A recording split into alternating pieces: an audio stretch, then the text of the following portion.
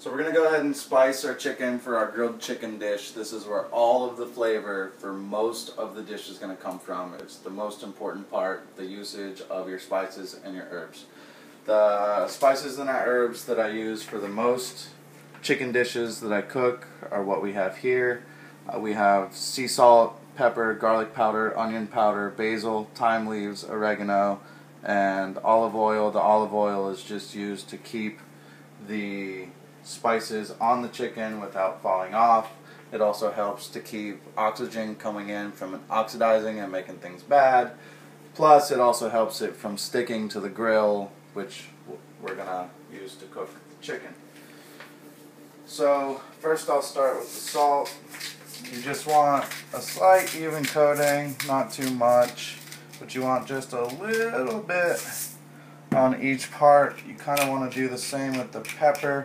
I always use fresh ground pepper because if you get the pepper that's already ground, it becomes stale and it doesn't have quite as much of a bite in that nice fresh flavor. The garlic powder, I mean, you don't want to drown it. Again, just a nice light coating. Now, if I can interrupt, are you basing this off of smell?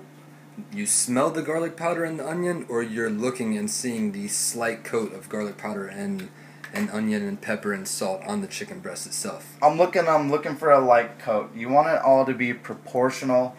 You want it all to be almost the same amounts of each ones as far as the powders go. Okay. Like we're going to use the onion now. It's probably the easiest to see. Same kind of thing. You just want to put a light coat on it, because if you put too much of any one thing, something else might not stick. If I already put so much pepper, salt, garlic powder, and onion powder on here that it covered the entire chicken and had no surface for the herbs to stick to, then there'd be no point in putting the herbs on. Makes sense. So we're going to go ahead and continue with the basil. Same kind of deal. You want some, but not too much. Basil isn't the highest flavor profile of the herbs that we want. Thyme is a very strong herb, and especially since we're using these dried herbs, it makes them about 4 times stronger than fresh herbs.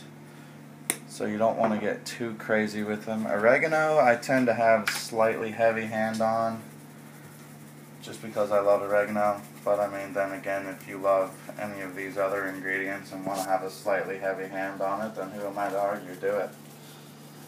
If it tastes good and that's what you like, then do whatever you want to do. Now we use the oil. So you applied the oil after all of the spices, not before? Right, because you want to get all those spices on there and then put the oil on there, and then once you pat it down like this, it takes all those spices that you put on there and sticks it to them even more so, and it liquefies them. So now the chances of those herbs and flavors coming off of that side, it's going to happen. Some of it's going to come off, but a lot less than if you wouldn't have done that. And now we're going to flip it over and do the other side. And now you'll see if I flip this over, there's not a whole lot there, you know.